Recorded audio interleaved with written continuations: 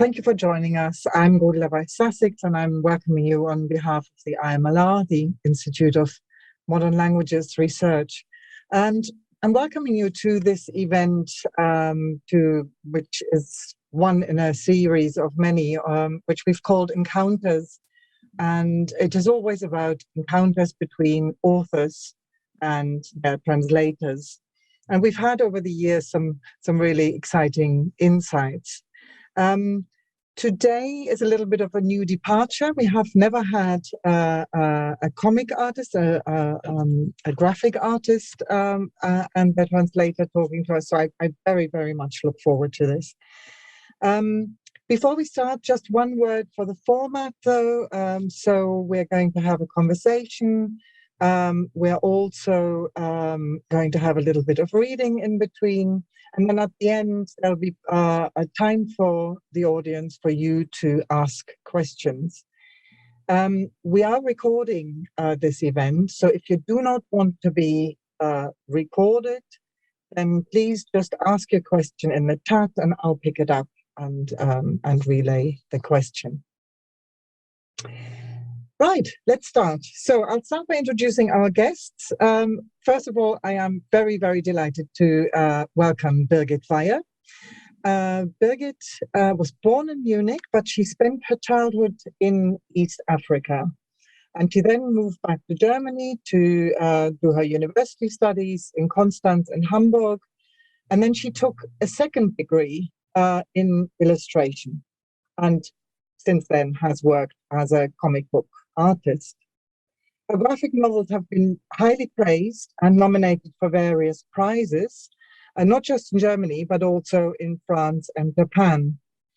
Madgermanes, which is the only book of hers so far that's been translated into English, won the comic book prize of the Bertholt Leibinger Stiftung in 2015.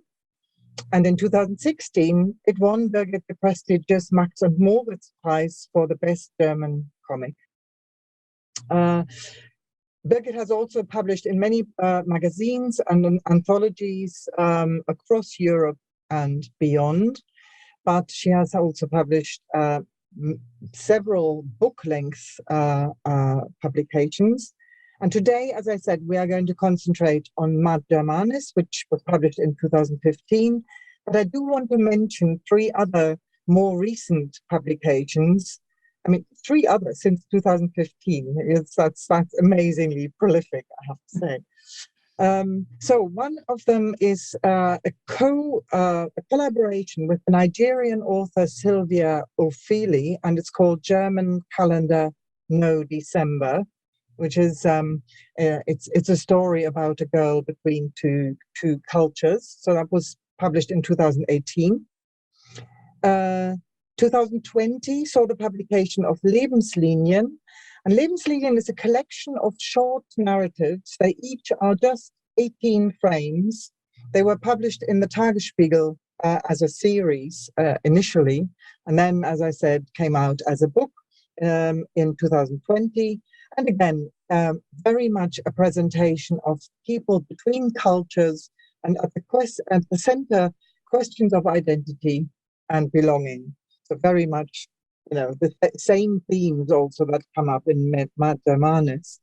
And finally, Rude Girl, published this year. And in this one, the question of cultural appropriation is at the very center of the book. It's a very complex, self-reflective narrative about how to narrate someone else's story. And if we have time, I'd really like to talk about that as well at the end. Anyway, now time to introduce Katy. Katy, welcome back again. It's lovely to have you again. Katy was born in London and now lives in Berlin. She translates contemporary German writers, including Olga Grjasnowa, Sibylle Levicharov, Jan Brandt, Heike Geisler, and Clemens Meyer. And she's won the Strahlender Übersetzerpreis for Clemens Meyer's novel Im Stein, which she translated as Bricks and Mortar. And her work was shortlisted for the 2019 Best Translated Book Award. Katy also blogs and co-organizes a monthly translation lab. And another thing that I'd really, suggest you go and look up is the Dead Ladies Show.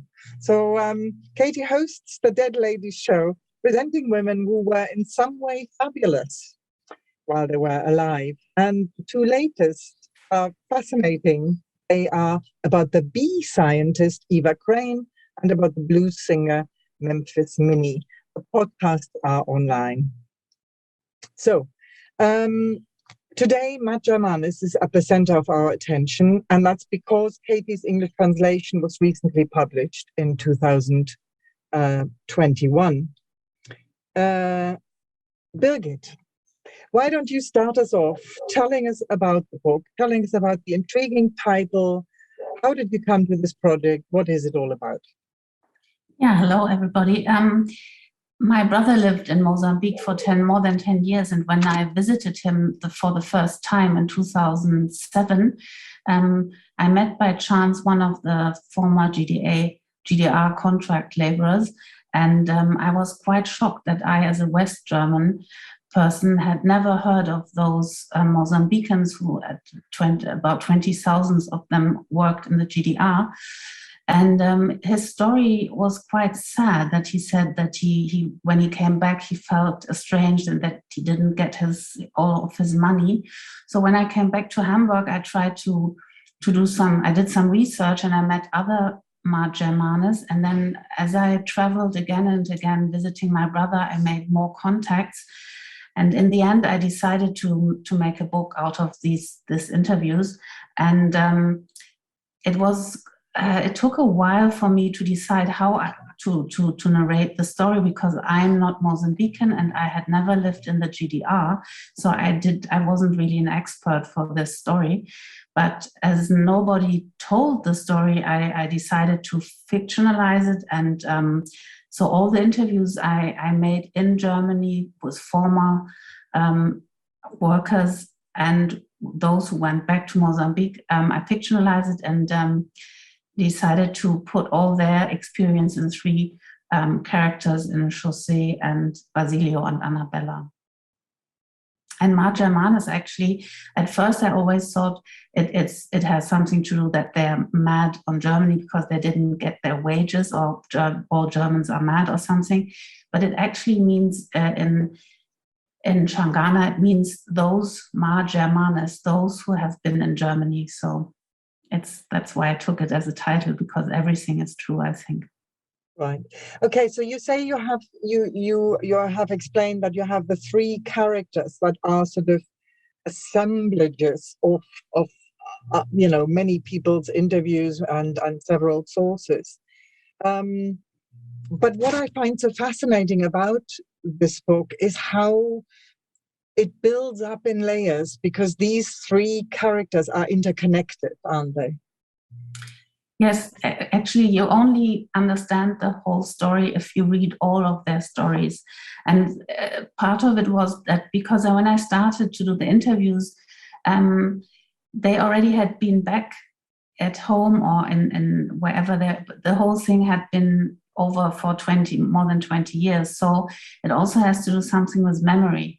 So all my interviews, they had to remember something which was way back. And I also noticed that everybody, it depended if they went back to Mozambique or if they stayed in Germany, they had a different idea of the GDR. Those who went back, they had a very positive image of the GDR, and those who went to West Germany after the fall of the wall, they had a very negative picture of the GDR. So it also had something to do with the context. So that's why I decided to have this different views on the story. And then when you read all of them, then you can choose whether you can have your own idea of the story. That's great. Just one more question before we have hear from Katy. So far, this is the story. You talk about the text, as it were, but of course, this is a graphic novel. So how do you approach the frames, the images? Before I wrote and I made Madgermanes, I always only worked in black and white, completely black and white. So when I dealt with characters who had a darker skin tone, they were always black, because I only had this no grayscale, only black and white. And it looked like black facing. So when I started to do Madgermanes, I had the idea I have to find a different way in dealing with skin color. And I had the idea to make them golden, as lifting them up, because now in the book they have the nice color, and all the white people, they look like they're not really finished, they're a bit naked. And actually I wanted to do gold as a skin color, but my publisher said if no way, because gold you have to print twice otherwise, and it has reflection because of this metallic, so it doesn't make it makes no sense at all. So that's why I tried to find a golden color, but in every printing machine it looks different. Sometimes it's more olive, sometimes more yellow, but it should be golden. Okay. Oh, that's good to know. Thank you. Okay. We'll come back to the relationship between text and image later. But Katy, can you tell us what interested you about this project? Why did you approach it, and how did you approach it? I first came across it because I was asked by the Goethe Institute to do a little translation of about 20 pages for a catalogue they were putting out. And I was already quite fascinated by that. I don't think they sent me the whole thing, and I think I bought it. And I was fascinated actually because of the ways it kind of touched on my own experiences in Germany of living in another country for a long time, but also because when I first came, or the second time I came to Berlin, I was an exchange student in 1994, and I lived in old East German housing on the edge of town, specifically for foreign students. And one of my neighbours along the corridor was a foreign student from Guinea-Bissau, which is also another Portuguese-speaking ex-colony.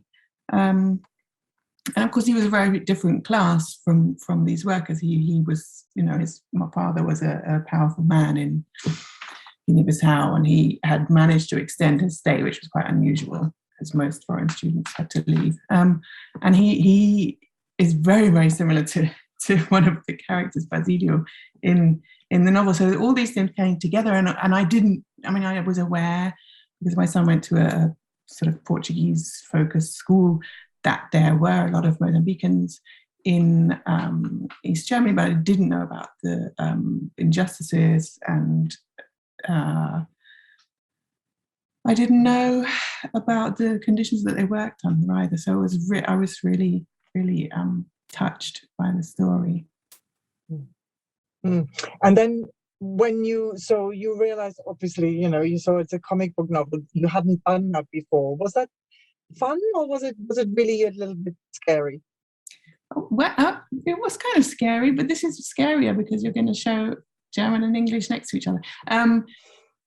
I like a challenge, and it has a different challenge to translating prose. Maybe we'll get onto that a bit later. And I had this kind of dry run for the catalogue, where they helped me with the formatting, because I just delivered, here it is, just a big splash onto the page, which was not helpful. Here's all the words. You have to format it differently for this purpose. And then I also spoke to a colleague who translates graphic novels from English into German, Thomas Letzinger, who we had like an hour and a half long conversation on the phone during one lockdown or another. And he was really, really helpful. And also he loves doing this job. So it was great fun. Great. Okay. Right. I think let's start by, let's hear a little bit and see a little bit of it. So we're going to Birgit, if you could bring up the prologue. We're going to go for the English version, and Birgit is going to read it out, just to give everybody a first impression of the beginning of the book and how it starts, what it looks like.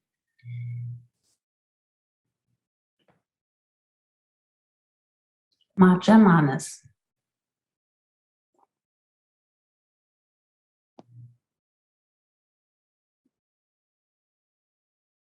What does memory feed on? My most formative early memory is moving to Uganda, or to be precise, arriving in Entebbe. The flight was boring.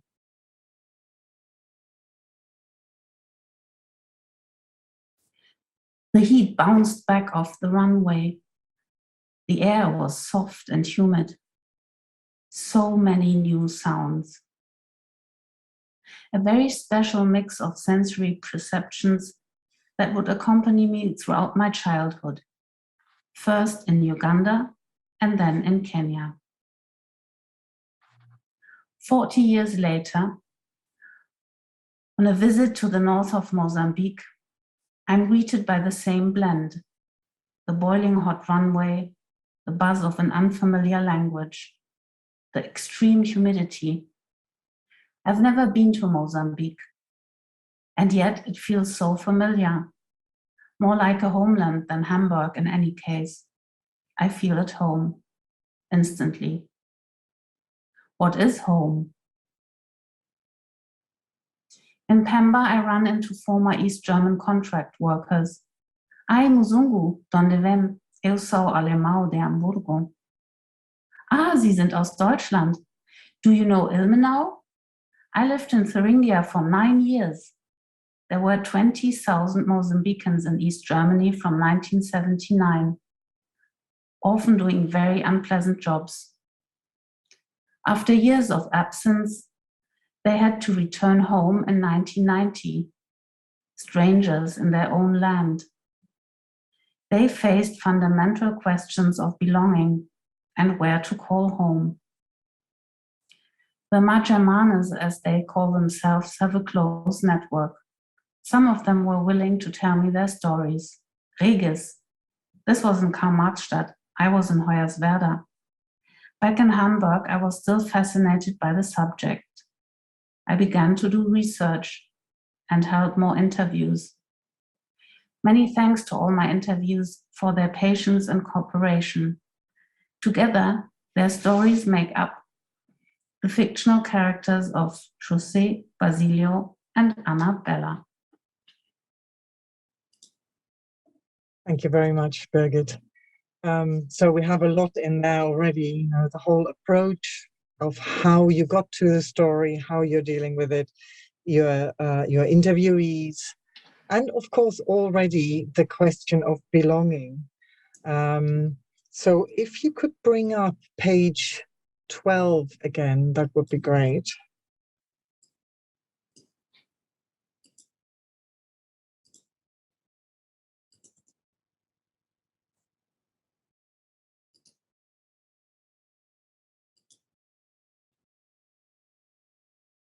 Brilliant, thank you. So we now have the German version and the English version next to one another. And what I find fascinating is, well, first of all, let's talk about belonging, the issue of belonging. That seems to be an issue that really has remained unresolved for many of the people you spoke to. Is that right, Birgit? Yes, because I think it's wherever you go, if you leave your home and you stay in another country, wherever it may be, for a while, you change. And the moment you go back, you feel strange from the place you actually come from, because you have made different experience, you have been in a different context, and then it's hard to share this with those who have been left behind. And this was with the Madgermanes. It was very strong, this feeling, because it was before internet and globalization. So those who had been left behind or who stayed at home. They had the civil war going on in the 80s and into the 90s, and they had no idea of things like Schlussverkauf or snow or, well, all those things they had experienced. Nothing really special, but just everyday life was, you couldn't compare it. And so they were extremely lonely when they came back. Yes, it's interesting, isn't it? I mean, when we think about that, it's always in terms of some hardship, but also enrichment. But many of the experience here seems to be more that it was a hard process of coming to terms, of being in between. Yeah, everybody, I think, everybody had to find their own way of dealing with it. Some stayed in Germany, and they now, after so many years, they are really strangers. When they go home to Mozambique, they can hardly relate anymore to because they were really young when they left, and now it's 30, 40 years ago.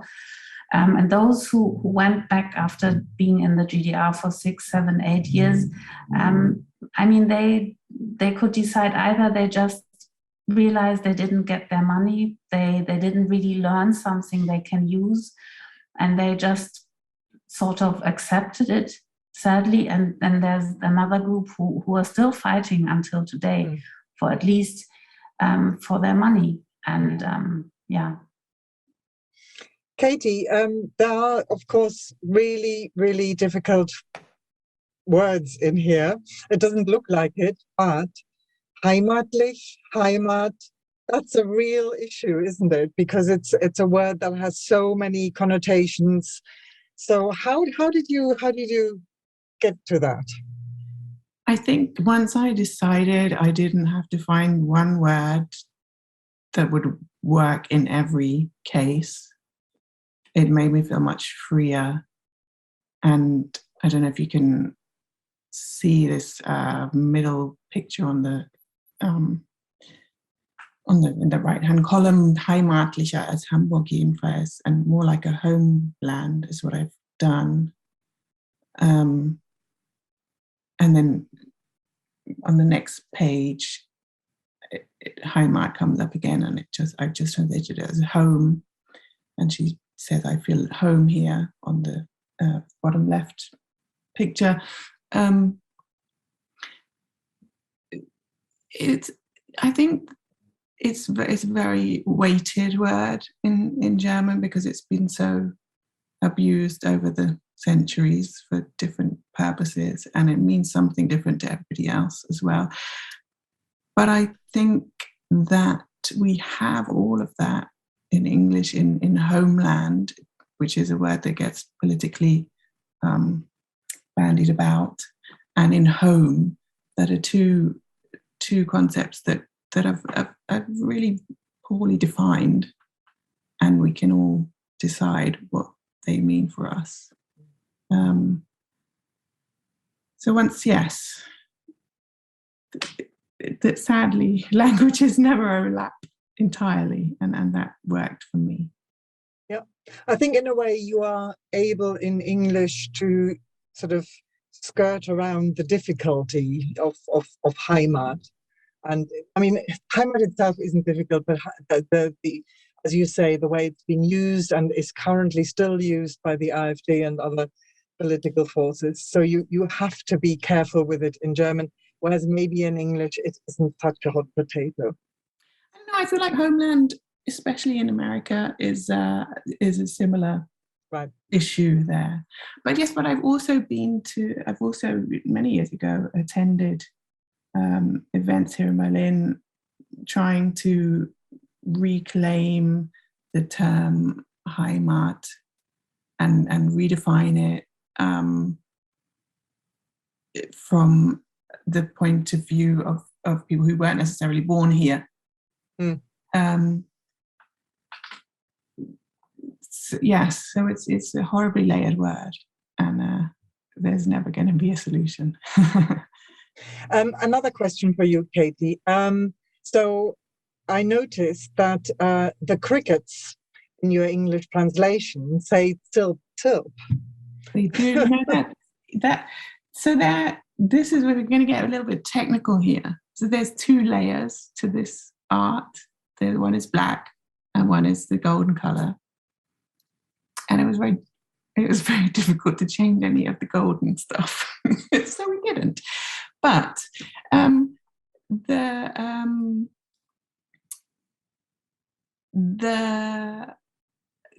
book is all about, it takes place in translation. It takes place in three languages, because there's Portuguese that we have in Mozambique, there's the German that we have in the GDR, and there's the narrative, which in the translation has to be in English.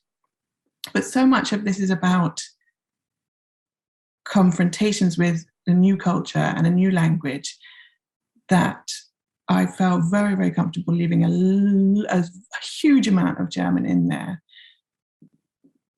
for readers who don't know German, who then get that same experience of coming into a space where they don't understand what's going on.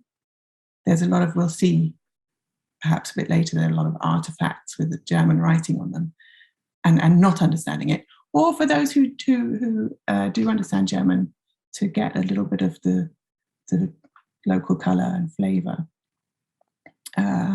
So presumably it was always a decision of what can I get away with? What can I put in without losing the intelligibility, as it were?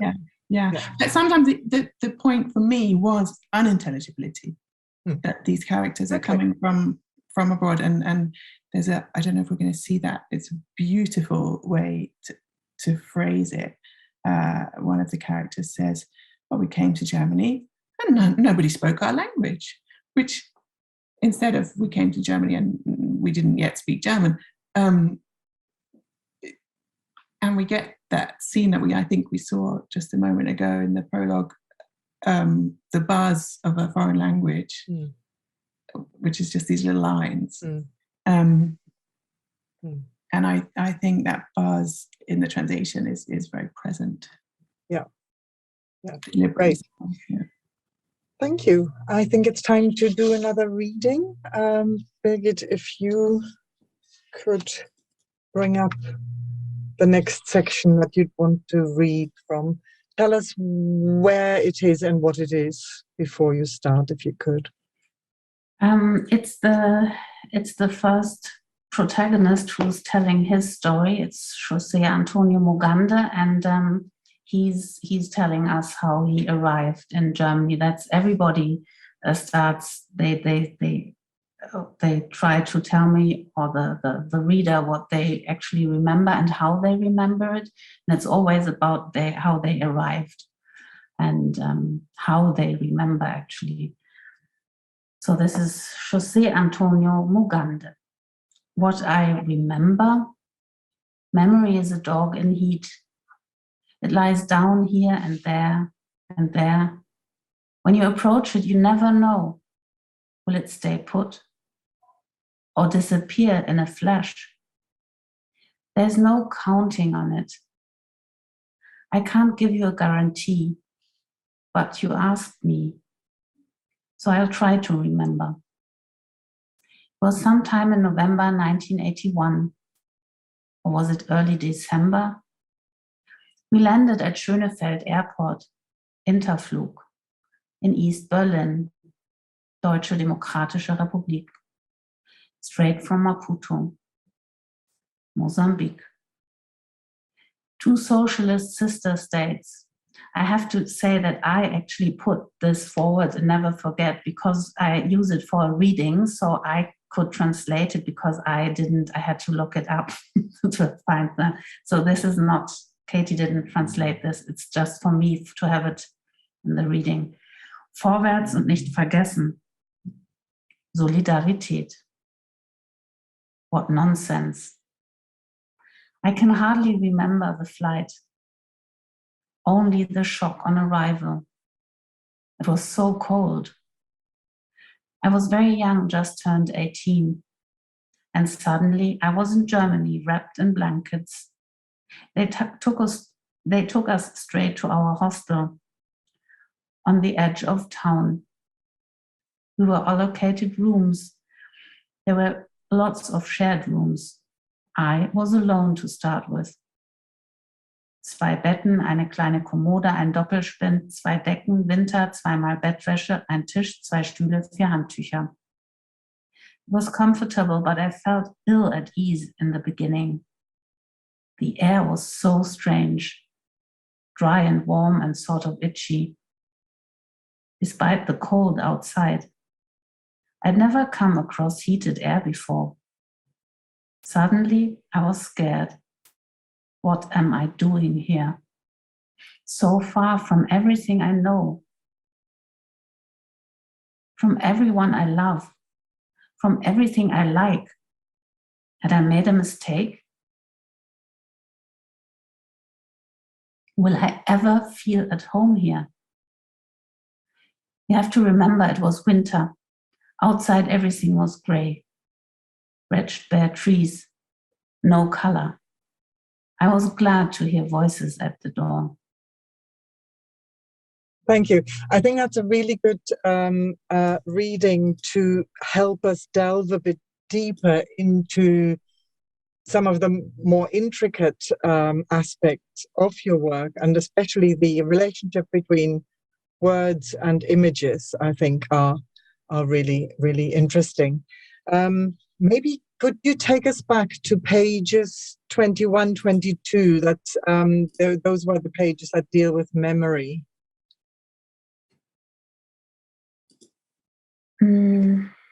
I think that's where it gets very, very interesting, where the images complement the words and do more than complement. They expand on the words. They give us a lot more, and it's very often in terms of either conceptual ideas that are hard to put on paper, or in terms of emotions as well.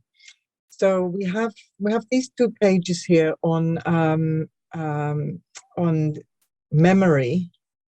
Birgit, can you tell us a little bit more about why you chose those images?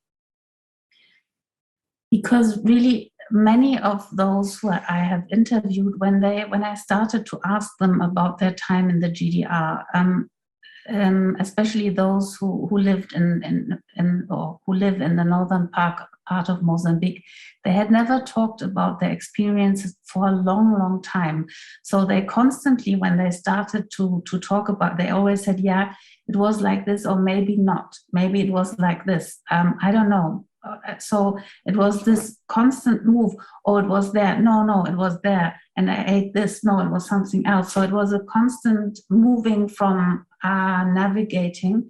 And when I started to categorize the memories, the way people memorize things, because now these three fictional characters, they all have a different way of dealing with memory.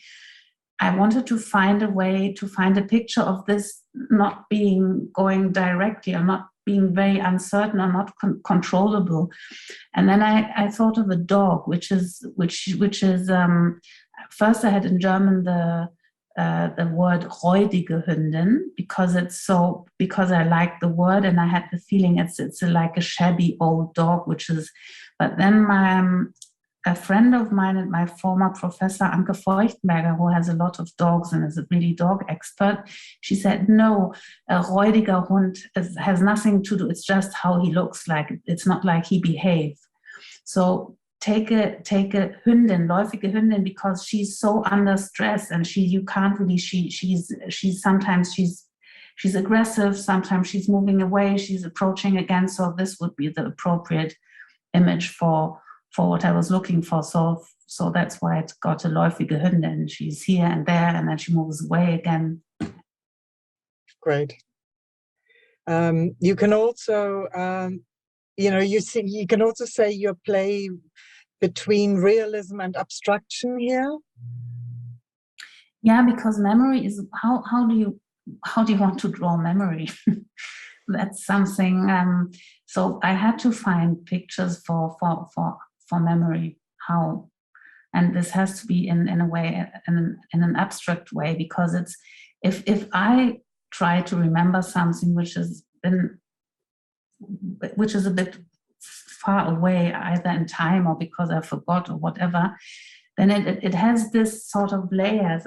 I see something and then but I can't really trace it, or I only see part of it. That's up in this page. What's it about? It has these layers, and something you can grasp, and some parts of it not. They're just sort of blurry. Mm. Katy, did you have any difficulties with this page, or was this all very straightforward? It was fairly straightforward, except that I'm now having a complete meltdown because I'm not sure if it's translated correctly. But if it should be on heat or in heat. But I think that went back and forth between me and the editor, and so there we have it. Move along very swiftly. Okay. Yes, another section that I'd quite like to bring up, if it's possible, Birgit, could you bring up page 89? Because I think what we'll see here is another very deftly handled example of how to use images to portray emotions and go beyond. Not only, we'll see. Let's have a look. Birgit, can you read the German for us, so we're all on the same page? The whole page. Yeah, please. Ich brauche Startkapital für ein todsicheres Geschäft. Du kannst mein Partner sein. Mein Geld wurde mir nicht ausbezahlt. Ich habe nichts. Du bist ein Geizkragen. Abwesenheit lässt ein Kind nicht gedeihen. Es fiel mir schwer, in Pemba Kontakte zu knüpfen. Und? Wo warst du während des Krieges? Ich bin gerade erst aus Deutschland zurückgekehrt. Aha, also ein Drückeberger. Traurigerweise war ich noch einsamer als in all den Jahren in der Fremde. Thank you. Yeah, so this is really exactly sort of picking up the point you made a few minutes ago about this alienation when returning. And the way you are showing the alienation is by basically de-individualizing the other people. They are strangers to him, and he can't see them. Am I seeing this right? Yes, because that's exactly what I try to show, is that's in a way they only interact in the direct conversation, but otherwise they're sort of strangers. They're not part of his everyday life and of his whatever, of his memory also, because 10 years is a long time. Yes. It's such a simple and such a sort of clear way of expressing that relationship. I find that very impressive.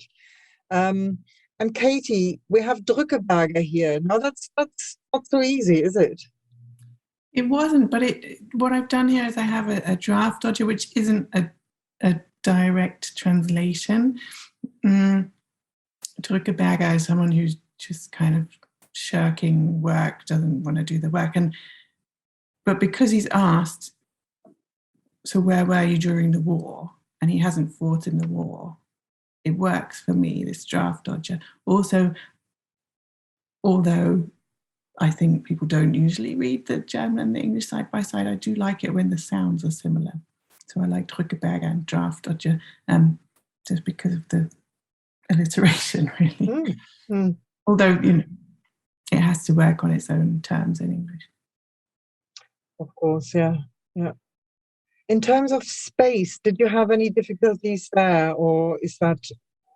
I mean, actually, the German is longer, so probably it was actually quite easy for you to fit the English in, was it? It is indeed always shorter in English, and my colleague Thomas, he warned me that you must make sure you only have so many characters in a line. There's the same number of characters and the same number of lines as in the original bubble, or maximum the same number of characters. So sometimes they look a little bit empty in the translation. But yes, we do have it much easier than in the other direction. Where I think the content, like in subtitles, tends to shrink.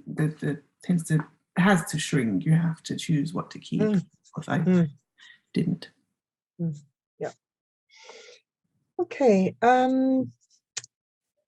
Yes. So another point that I thought was very well handled and added to through the images was the expression of emotions. So we've got alienation here, but there's also the very strong emotion on page 210. We can get that up. Very strong emotion of despair, also estrangement, but also despair. And again, the words can only do so much. But you have the estrangement here in a different way, similar to the one we've just looked at. But of course, the progression here is what's really interesting. Again, Birgit, can you read the page for us, please? Bitte, José, vergib mir, ich konnte nicht anders. Lass uns neu anfangen. Bin ich dir denn gar nichts wert? José, ich liebe dich doch. Alles vergeblich. Hat mich verlassen. And what you did there, of course, was to show this process of distancing, of the disappearing of the other, because there is no communication, no context, and just without any words being necessary, this says so much more, doesn't it, than words? Yeah, I mean, I think everybody knows this, that the situation that the partner or friend or whoever suddenly closes up, and you can say whatever you want. There's no way that you will reach him or her. So, and in this situation, she can say and do whatever she wants. He actually has already left. It's just the rest of his, and then he's gone. Yeah. I have one more frame that I would really like, or page that I would really like to bring up and talk about, and that's page 192. Because what's happening there is a play with the idea of authenticity. Do I have it? 192. Oh, do we not have that? Don't worry.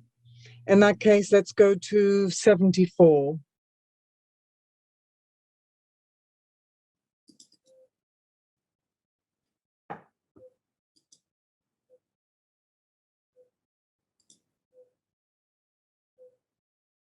Excellent. Thank you very much. So what we have here obviously is a page from from a photo album. What do you say in English? What's a photo album? Is that a photo album? Yeah, okay. But of course it isn't, because this is fiction.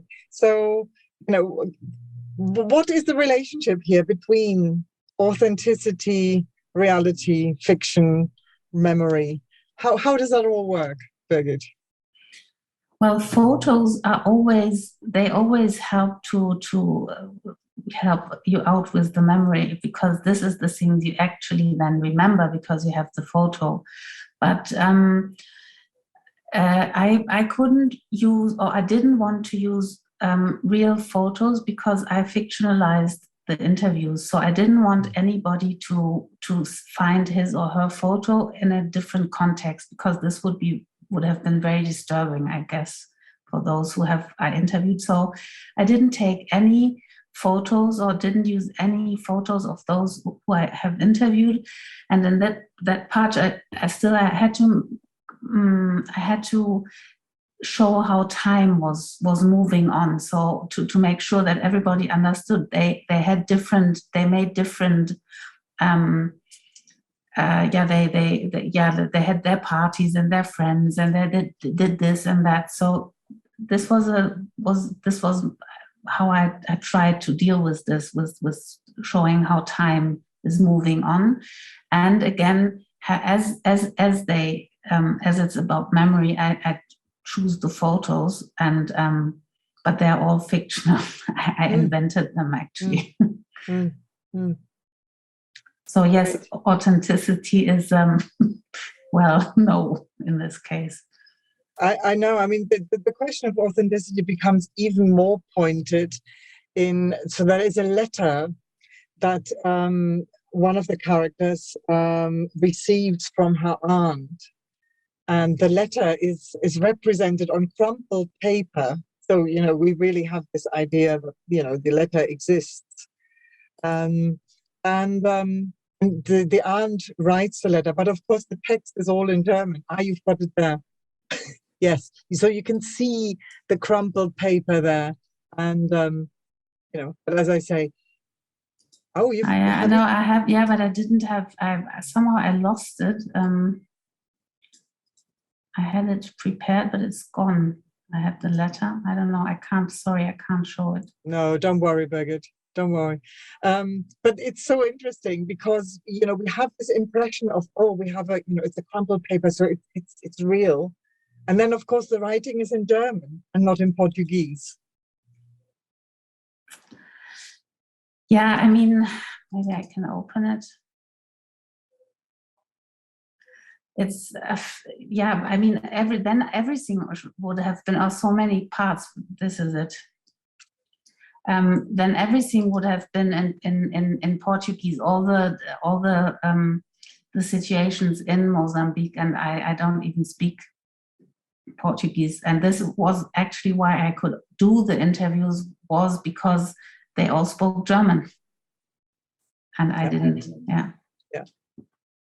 I know. I mean, it just sort of is so in your face when you're presented with something that looks like it's real, and then you really have to sort of think about this, don't you? You think it through a bit more. Yeah. That's really good. Katy, how was that letter for you? Did that work? It's very sad, and as when you're translating anything that is emotional, it is more, makes it more difficult. We asked Birgit then to rewrite it in English, so I sent the translation and she redid it for us, so that it looked right. The other lettering is done by somebody else, but that letter we really wanted it to look the part.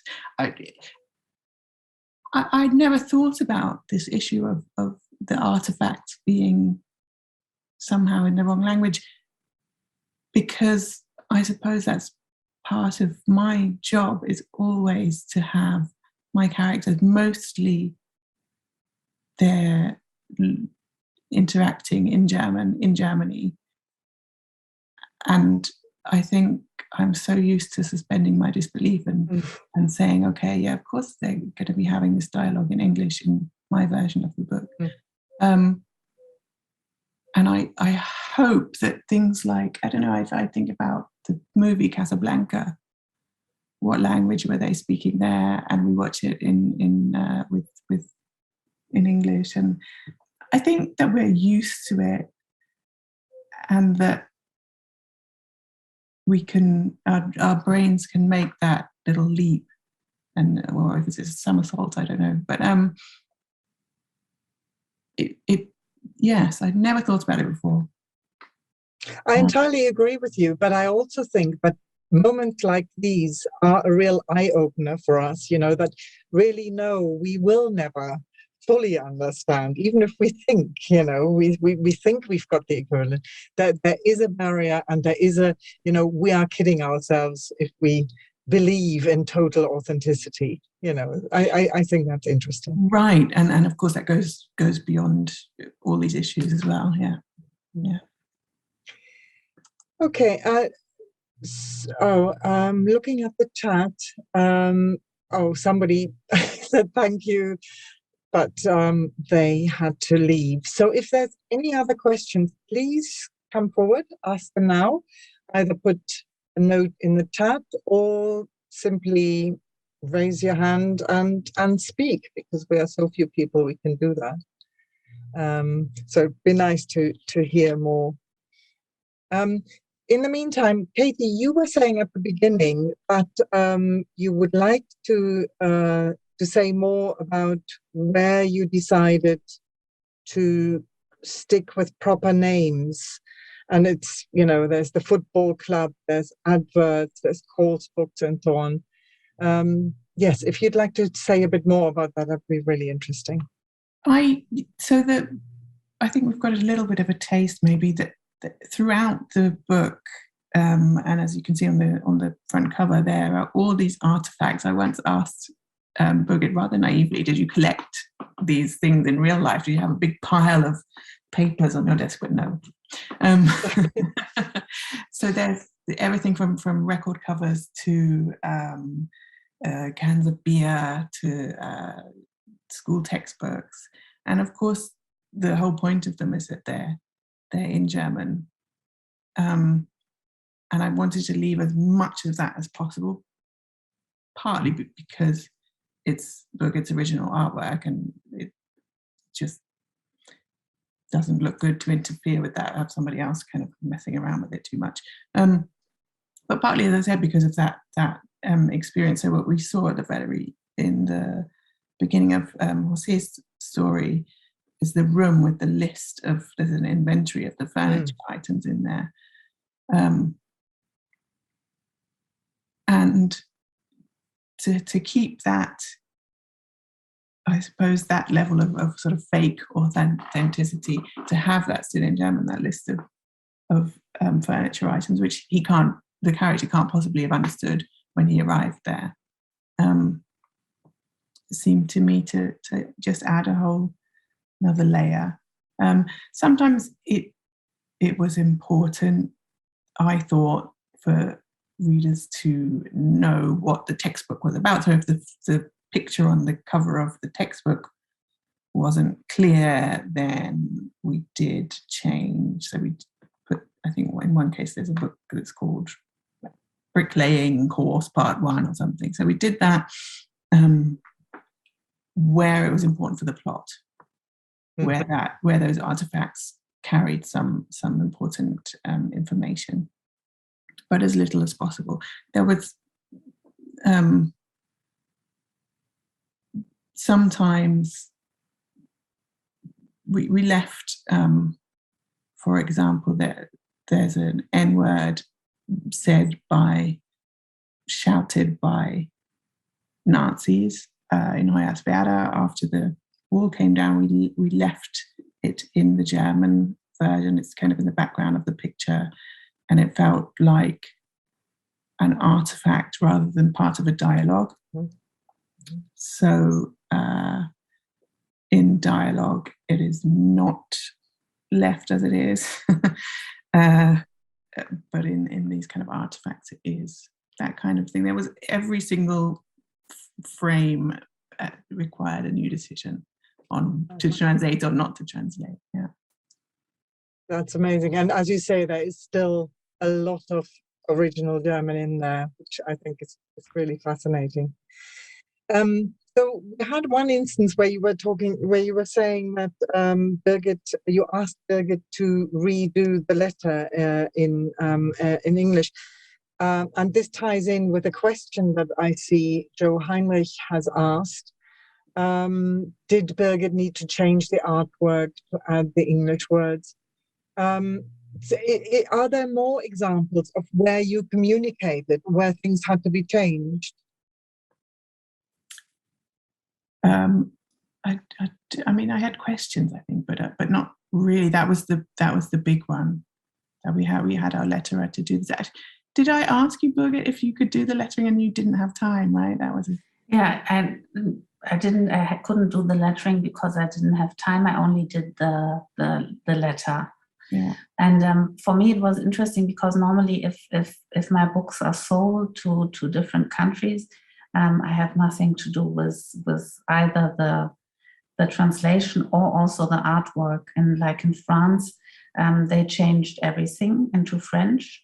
And that's what the graphic designer of the publishing house then did. They also did have a bit different, they don't use my font, my writing, they had created their own, which looks very much like mine, but it's a bit different. And they had changed, they didn't leave a lot of German. So and did you ever communicate with them? Were there ever any questions or no? No, same with Japanese. And the Japanese version, they had kept the letter, as we had this now as an example. They had kept the letter with my original German writing, but it was faded away. And on top of it, they had just written in Japanese the text in a block completely. Wow. So you had both. Great decision. I like that. Yeah. Yeah. I don't know. It's a bit hard to read then because you have both, I guess. And as I don't speak Japanese, with the Japanese translation, I have no idea what's going on. Yeah. We have that on one occasion where we saw it in the prologue where in the actual book you have where you talk about all the interviews that you did. Yes. Yeah. And in your version that you showed that it was all left in German, but in my printed copy, and I cannot remember what on earth went on, there's the background is there are some speech bubbles in gold in the background, which is still in German, and then the front ones in black are in English. So again, I felt like that worked very well to have the knowledge that the interviews happened in German.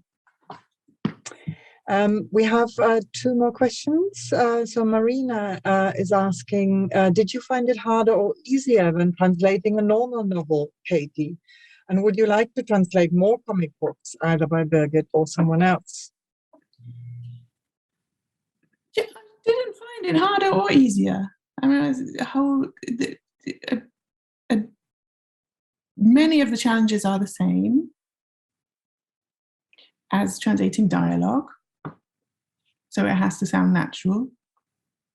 And of course, I had the great fortune that English is shorter than German, so I didn't have that extra Sudoku of having to fit the characters into the space. I would love to do more. We'll see what happens. Great. And Claire would like to ask a question.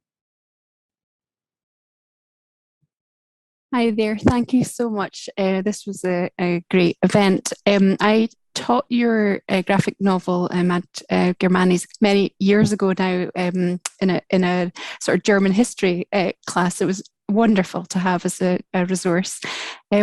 I wondered if you could tell us whether you feel that your style has changed over the years. And then I have another question, which is I'm starting to get interested in disability studies and working with visually impaired. And I wondered if you had ever done any presentations or work with visually impaired people. I'm just thinking about the visual, the description. There's a lot of potential for doing some description of the panels. So thank you. No, I have never done something like this, but it really sounds interesting. That's quite true.